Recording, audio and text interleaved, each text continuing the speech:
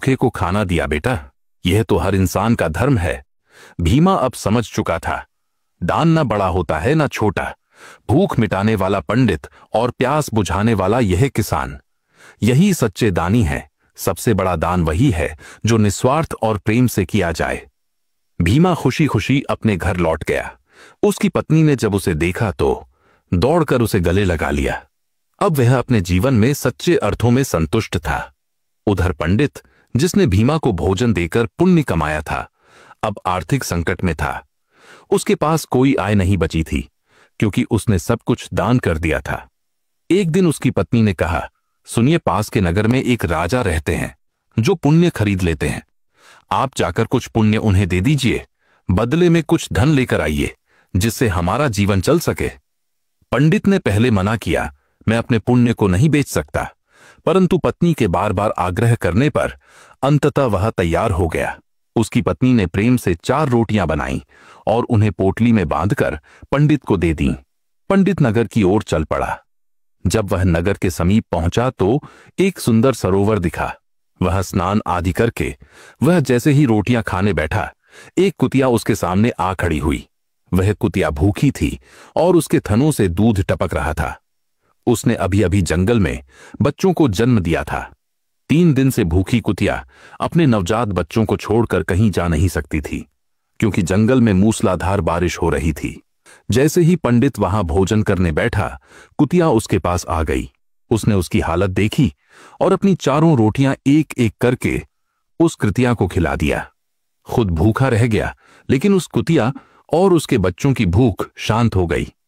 इसके बाद पंडित राजा के पास पुण्य बेचने गया। राजा ने उसे दोपहर बाद आने को कहा और अपनी पत्नी से पूछा कि पंडित के पुण्यों में से कौन सा पुण्य सबसे श्रेष्ठ होगा। पत्नी ने कहा कि जो पुण्य उसने आज भूखी कुतिया को रोटियां खिलाकर कमाया है, वही सबसे बड़ा पुण्य है। राजा यह सुनकर पंडित के पास गया और बोला कि वह उसी पुण्य को खरीदना चाहता है। पंडित चकित हो गया और बोला कि उस समय तो वहां कोई नहीं था, आपको कैसे पता चला?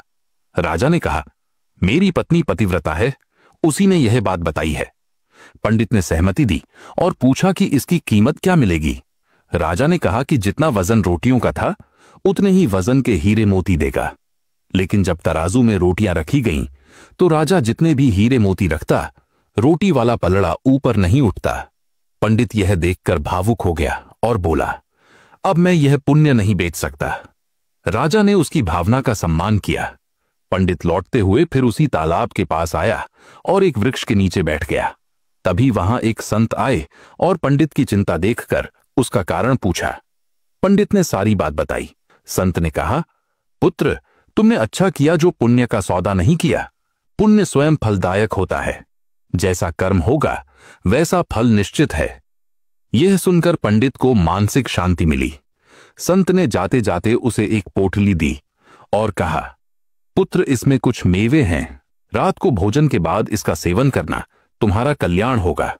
पंडित ने पोटली को लेकर महात्मा को धन्यवाद दिया और घर लौट आया। घर पहुंचने के बाद उसने भोजन किया और फिर बाहर टहलने के लिए चला गया। उसकी पत्नी ने देखा कि मेज पर पोटली रखी हुई थी। उसकी उत्सुकता बढ़ी और उसने पोटली खोलने की कोशिश की। जैसे ही उसने पोटली खोली, उसके आश्चर्य का ठिकाना नहीं रहा। पोटली में बेशकीमती हीरे मोती चमक रहे थे। वह खुश हो गई और पंडित के लौटने का इंतजार करने लगी। जब पंडित घर वापस आया तो उसकी पत्नी ने उससे पूछा, इतने सारे हीरे मोती कहां से आए? पंडित ने मजाक करते हुए कहा, क्या तुम सचमुच सोचती हो कि इसमें हीरे और मोती हैं? इसमें तो बस सूखे मेवे हैं। लेकिन पत्नी ने कहा, मैंने खुद पोटली खोली है, उसमें तो ढेर सारे बेशकीमती रत्न हैं। पंडित चकित होकर पोटली के पास गया और देखा कि सचमुच उसमें हीरे और रत्न थे।